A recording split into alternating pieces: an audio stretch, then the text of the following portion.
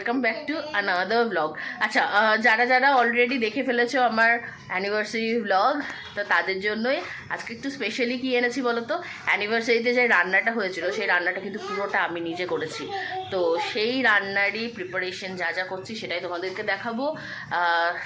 আর এটা কিন্তু এক দুজনের নয়, মোটামুটি 16 জনের রান্না একা করছি, মানে এটা আমার কাছে একটা চ্যালেঞ্জিং ব্যাপার।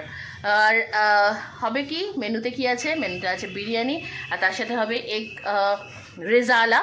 ওটা নিজের মতো করেই করব, কারণ দু রকম চিকেনের আইটেম আমি রাখতে দিলাম না, ও বলেছিল রাখবো, বাট আমি বললাম যে ঠিক আছে, কারণ এগটা তো আমি আলাদা করে বিরিয়ানিতে যেহেতু দিচ্ছি না, তো এইভাবেই করব, ইচ্ছা হলো। তো চলো রেডি করছি, তোমাদের সঙ্গে শেয়ার করে নিই। প্রিপারেশন করছি, এটা হবে ডিমের যে রেজালাটা করব তার মশলা করছি, এগুলো গোটা করেই করব। আর এখানে রসুন ছাড়ানো হচ্ছে, আর আমাকে হেল্প করে দিচ্ছে মাসি। মাসি একটু তাকাও। বিরিয়ানি এক একজন এক এক রকমভাবে করে। আমি খুব একটা ভালো করতে পারি তা বলবো না, কারণ আমি বিরিয়ানি করা শিখেছিলাম মায়ের কাছে, আর মা কিন্তু দুর্ধর্ষ বিরিয়ানি রান্না করতো। যাই হোক, আমি মোটের ওপর একরকম কাজ চালানোর মধ্যে পারি, আর বাড়ির মধ্যে আমিই করি, কারণ পোলাওর ডিপার্টমেন্ট হচ্ছে অনির, আর বিরিয়ানি ডিপার্টমেন্ট আমার।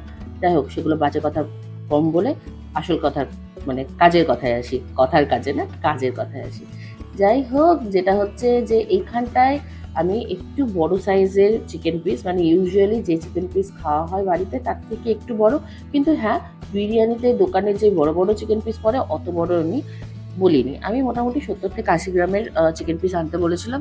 তো সেই চিকেন পিসটাকেই আমি কি করলাম, এখানে ম্যারিনেট করার জন্য আমি ইউজ করেছি টক দই, আর মানে লঙ্কা বাটা, রসুন বাটা, আদা বাটা, পেঁয়াজ বাটা।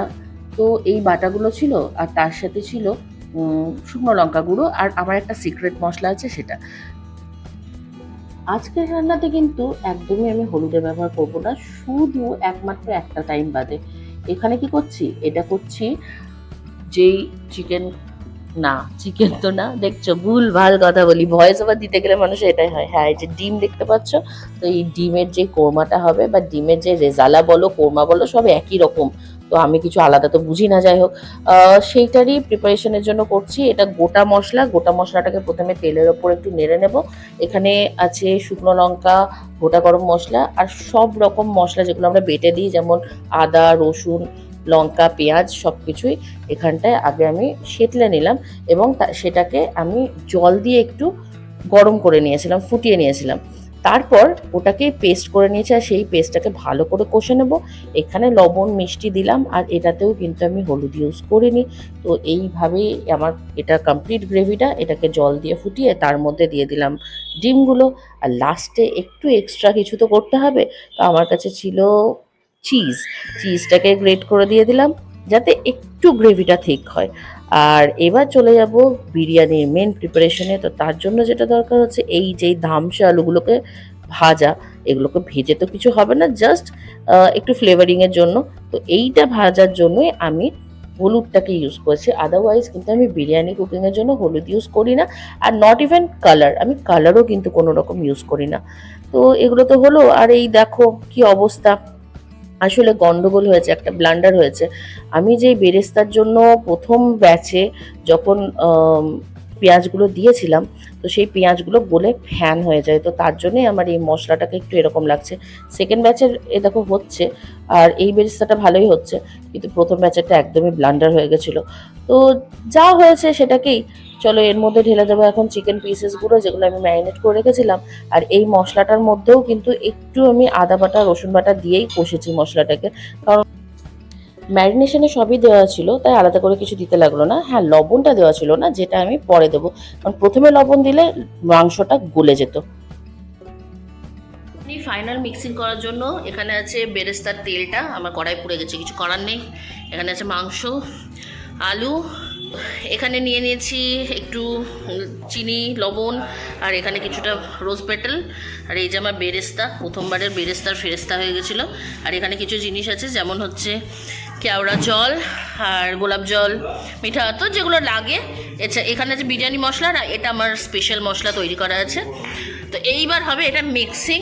মিক্সিং কিছুই না, আমি ওই যে হাঁড়িতে আছে খাবার ভাত, ওটাকে মিক্সিং করব। চলো মিক্সিংটা করে নিই। হ্যাঁ হ্যাঁ, পুরো দায়িত্বটা একা হাতে নিয়েছিলাম ঠিকই, কিন্তু একা হাতে কি সবকিছু করা যায়? তাই এই দেখো কর্তামশাইকে সঙ্গে নিয়ে বসে পড়েছি এটার মিক্সিংটা করার জন্য। তো আমি চালটাকে হাফ হাফ করে নিচ্ছি, আর কর্তামশাই করছে আমাকে সাহায্য। এখানটায় আমি এর মধ্যে প্রথমে লবণ, তার মধ্যে চিনি, আর এখানটায় আমি নিয়েছি রোজ পেটাল। আমার ভালো লাগে রোজ পেটাল, তো আমি রোজ পেটাল দিয়ে করি, তোমরা না দিলে না দিবে। আর এর মধ্যে বাকি লেয়ারিংগুলো করে নেবো, যেমন আমি আলুটাকে প্রথমে দেব, তার মধ্যে বেরেস্তা দেব, আর তারপর যেই চিকেনটা কষা হয়েছিল সেই চিকেনটাকে এর মধ্যে আমি এক লেয়ার করে সাজিয়ে দেবো। আর চিকেনের যে তেলটুকু বা গ্রেভিটা আছে সেই গ্রেভিটাকেও এর মধ্যে দিয়ে দেবো। তো এইভাবেই বেসিক্যালি আমি লেয়ারিং করি। তোমরা জানি না অন্য কোনো তোমাদের প্রসেস থাকলে আমাকে জানিও। আমার কাছে এটাই কনভিনিয়েন্ট লাগে। মায়ের কাছে ছোটবেলাতে এটাই শিখেছিলাম আর এইভাবেই করি।